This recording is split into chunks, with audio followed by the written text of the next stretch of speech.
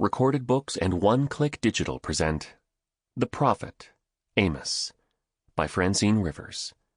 Narrated by Verner. Introduction. Dear reader, this is the fourth of 5 novellas on biblical men of faith who served in the shadows of others. These were Eastern men who lived in ancient times, and yet their stories apply to our lives and the difficult issues we face in our world today. They were on the edge. They had courage. They took risks. They did the unexpected. They lived daring lives, and sometimes they made mistakes, big mistakes. These men were not perfect, and yet God in His infinite mercy used them in His perfect plan to reveal Himself to the world. We live in desperate, troubled times when millions seek answers. These men point the way. The lessons we can learn from them are as applicable today as when they lived thousands of years ago. These are historical men who actually lived. Their stories, as I have told them, are based on biblical accounts. For the facts we know about the life of Amos, see the biblical book that bears his name. This book is also a work of historical fiction. The outline of the story is provided by the Bible, and I have started with the information provided for us there. Building on that foundation, I have created action, dialogue, internal motivations, and in some cases additional characters that I feel are consistent with the biblical record. I have attempted to remain true to the scriptural message in all points, adding only what is necessary to aid in our understanding of that message.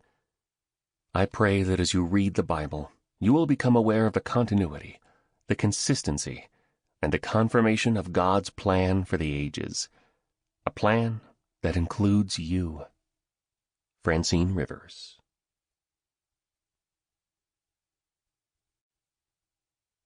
Chapter 1. They were coming. They moved swiftly, keeping low to the ground, silent streaks of black in the fading light. Amos didn't have to see them or hear them to know the enemy was closing in. He felt it, through instinct honed by years of living in the wilderness. 3 sheep were missing. The same stubborn dam who so frequently troubled him, and her twin lambs. He must act quickly. Calling to his flock, he watched them race toward him. They sensed his urgency and followed him into the fold. He closed the gate behind them and secured it. Assured of their safety, he was free now to go after the lost ones. He ran, and the stones in his pouch rattled. He took one out and fitted it to his sling. A lamb bleated, and he raced toward the frightened sound. The foolish dam remained intent upon having her own way. Rather than stay in the green pastures to which he led her, she continued to choose brambles and brush. Amos saw the wolves. He raised his arm, the sling emitting a high-pitched whir before he released the stone. With a yelp of pain, the pack leader went down heavily, but quickly regained his feet. Amos came on. Snarling, the wolf advanced in a low crouch, hackles raised. The others circled, teeth bared, determined. The dam did not move, frozen in fear, while her helpless lambs bleated in confusion and fear. When one ran, a wolf leapt at it. Before it could sink its jaws into the young throat, Amos sent another stone flying. It struck hard and true. The wolf dropped, a stone embedded in its skull. Most of the others fled, but the alpha remained to challenge. Amos hurled his club and struck it hard in the hip. With another cry of pain, the wolf limped into the brush and disappeared.